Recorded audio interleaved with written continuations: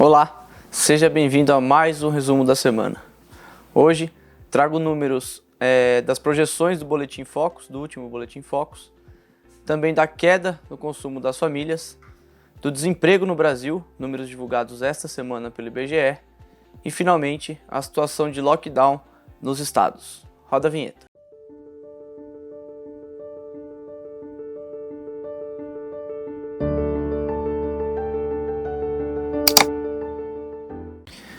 Pela primeira vez, o Boletim Focus do mercado financeiro prevê retração do PIB maior do que 5%.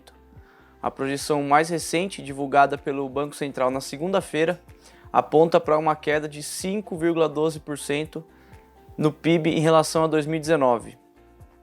Para se ter uma ideia, exatamente um mês, o mercado financeiro previu uma queda bem menor, de 2,96%.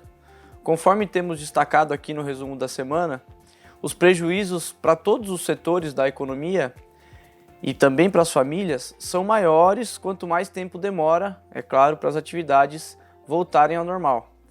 Provavelmente, e nós esperamos que sim, este momento seja o pico dos contágios e das mortes por coronavírus. Essa semana, pela primeira vez, passamos das 1.000 mortes em 24 horas. Isso aconteceu na terça-feira, foram 1.179 mortes contabilizadas num período de 24 horas. Em relação a outros indicadores, além do PIB, o Boletim Focus estima a inflação de 1,59% ao final de dezembro, mesmo com a Selic no menor patamar histórico em 3%. E, por sua vez, a Selic deve encerrar o ano em 2,25%, de acordo com a última projeção do Boletim Focus. Lembrando que juros baixos são uma forma de estimular a atividade econômica e o consumo, algo que não vem dando certo, que não vem funcionando devido à pandemia. E com isso eu já introduzo o segundo assunto do nosso resumo da semana, que são os números, na verdade, do monitor do PIB da FGV, que também foram divulgados esses números na segunda-feira. O consumo das famílias caiu 6,5% em março em relação a fevereiro. E aqui eu destaco 2 pontos para vocês. Primeiro, março não foi completamente afetado pelo isolamento social. A quarentena na maioria dos estados começou a partir do dia 19 de março, 19 e 20 de março. Isso denota um cenário de pessimismo para abril e maio, que foram completamente prejudicados em termos de atividade econômica. E o segundo ponto, o consumo das famílias responde por 65% do PIB brasileiro, o que novamente é um dado pessimista, pensando nos próximos meses, se considerarmos que já em março caiu 6,5%.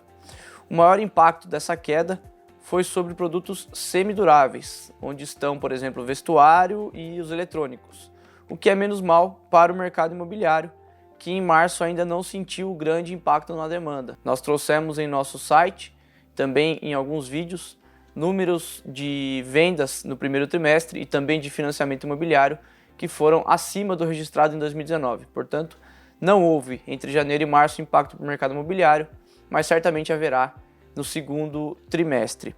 O Instituto Brasileiro de Economia da FGV ratifica que os números de abril e maio vão ser piores, com certeza, e que os resultados dos próximos meses, é claro, vai depender do controle da pandemia.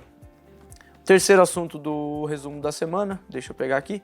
Na sexta-feira passada, dia 15, portanto, enquanto fazíamos o último resumo da semana, o IBGE divulgou os números do desemprego no país. E como esperado, houve aumento do desemprego em todas as regiões. A região com a variação mais negativa foi o Nordeste, que passou de 13,6% para 15,6%. Mas existe um alento para a construção civil, para o nosso mercado. O número de solicitações de seguro-desemprego entre janeiro e abril caiu 11% no setor na comparação com o mesmo período no ano passado. E isso indica resiliência da construção civil e do mercado imobiliário à crise. Em abril, um mês que foi totalmente comprometido pela quarentena, a queda nas solicitações de seguro-desemprego por parte de trabalhadores da construção civil foi de 8%. Para que isso continue ocorrendo, é fundamental a manutenção das obras e das medições, claro, no caso dos empreendimentos que são financiados.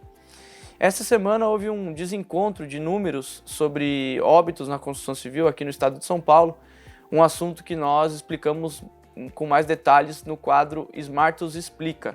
Então, procure aqui no YouTube, você vai encontrar dentre os últimos vídeos.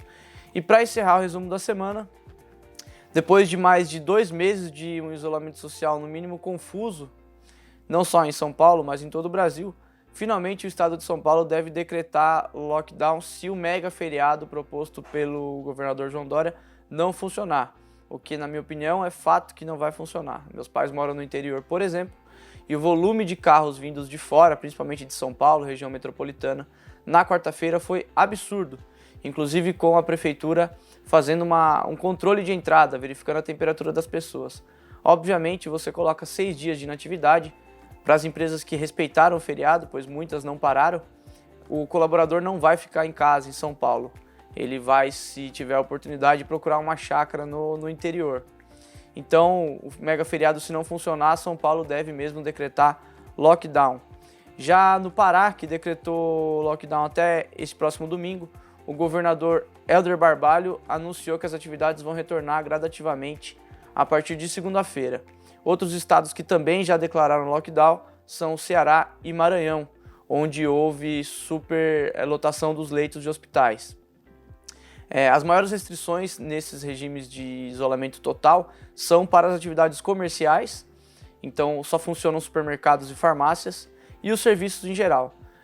Não está muito claro se haverá prejuízo para a construção civil, não deve ocorrer. Pelo menos a princípio, os canteiros de obra devem continuar funcionando, mas não sabemos mais detalhes quando isso realmente for anunciado, se vier a acontecer. E é claro que é fácil falar depois dos fatos acontecerem, mas certamente seria mais eficiente e extremamente menos doloroso para a economia se logo de cara, lá no começo, lá em março, tivesse sido decretado um lockdown aí de talvez 15 dias, porque na realidade a tônica da quarentena foi aquilo ao que já estamos acostumados, né? Uma série de discursos dos governadores e mesmo do presidente Jair Bolsonaro, sem qualquer aplicação prática ou uma aplicação muito pequena na prática. As pessoas cada vez menos respeitam a quarentena e o isolamento social. Este é um fato. Recados finais do resumo da semana. Se você gostou do vídeo, deixe o seu like para ele ganhar relevância no YouTube e compartilha com seus amigos, seus colegas. Se inscreva aqui no canal e clica no sininho de notificação para saber quando houver novos vídeos, inclusive esse que eu comentei do quadro Smartus Explica. Gostaria também de agradecer por todos que já são inscritos. Essa semana nós batemos a marca de 1000 seguidores no canal do YouTube. Então obrigado para você que já é inscrito e obrigado para você que ainda não vai se inscrever. E conheça e assine o Smartus Play, que é a plataforma exclusiva de vídeos da Smartus para o mercado de construção, incorporação e de loteamentos. Cadastre-se também na nossa newsletter gratuitamente disparada nas noites de domingo. Tá legal? Muito obrigado pela companhia em mais um resumo da semana e a gente se vê na próxima sexta-feira. Um abraço.